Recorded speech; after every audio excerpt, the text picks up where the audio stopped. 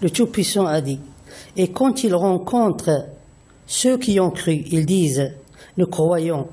Et quand ils se trouvent seuls avec leur diable, ils disent, nous sommes avec vous. En effet, nous ne faisions que se moquer d'eux. C'est Dieu qui se moque d'eux et les endurcit dans leur révolte et prolonge sans fin leur égarement. Dieu Tout-Puissant ne se moque pas des gens, qu'ils soient des non-croyants ou des croyants, car l'action de se moquer des gens est un égarement du chemin juste et une acceptation de la loi d'orgueil imposée par le faux Seigneur qui est dans le ciel pour ses suiveurs et les serviteurs d'eux-mêmes et de leur famille.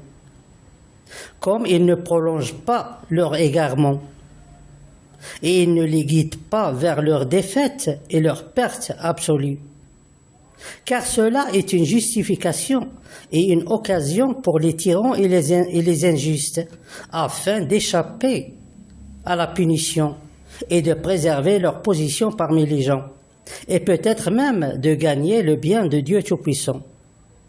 Mais il expose la réalité des criminels et des corrupteurs devant sa création et montre que la mentalité et l'éducation de ces gens n'ont aucune place avec la présence de Dieu Tout-Puissant.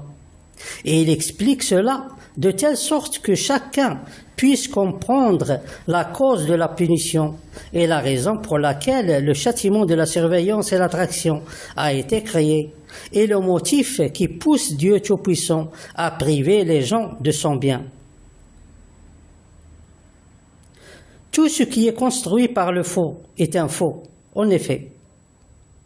Quand certains dirigeants dirigent certains pays, où l'injuste et la corruption se trouvent partout, et où les criminels et les voleurs occupent les hautes fonctions, puis après des années, ils parlent d'un changement et une réparation et d'un retour au chemin juste.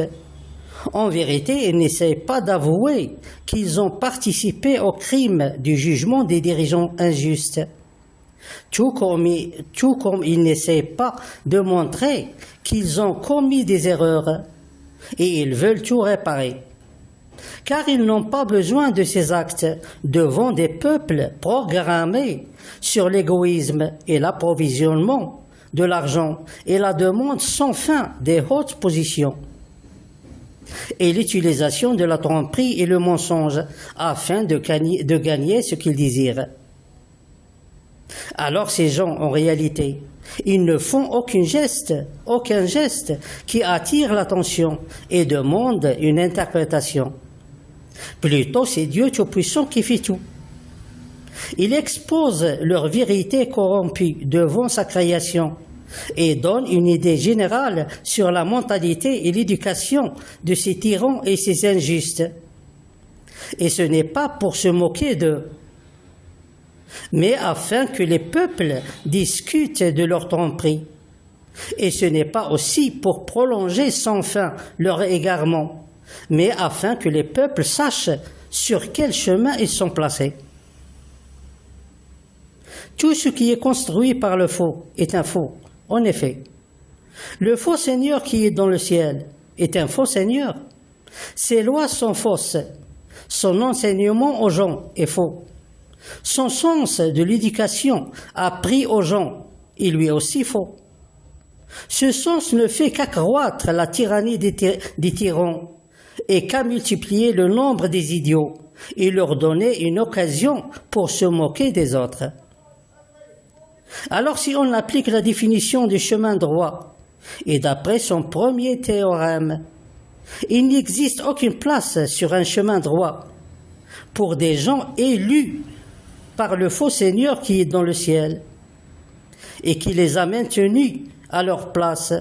Il leur a ordonné de répandre l'injuste et la corruption et de s'associer pour tromper et dominer les peuples. Comme il n'existe aucune place sur ce chemin droit ou sur un chemin droit pour ceux qui obéissent à leurs ordres et suivent leur approche.